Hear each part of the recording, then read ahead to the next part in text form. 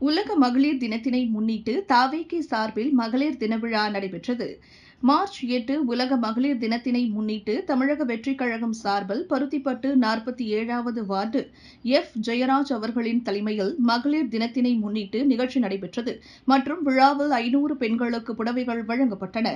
இதில் திருவள்ளூர் மத்திய மாவட்டம் ஆவடி தொகுதி மணிகண்டன் மற்றும் ஆவடி மாநகர தலைவர் ராஜேஷ், பிரவீன், பிரபு, சரவணன் மற்றும் 47வது வார்டு ஆவடி மாநகர மாணவர் அணி துணைத் தலைவர் ஜெயராஜ், சுதர்சன், முரளி, சசி, யுவராஜ், பாண்டிமுத்து, சீமோன், ராகேஷ் மற்றும் கட்சி நிர்வாகிகள், உறுப்பினர்கள் அனைவரும் கலந்து கொண்டு நிகழ்ச்சியை சிறப்பித்தனர்.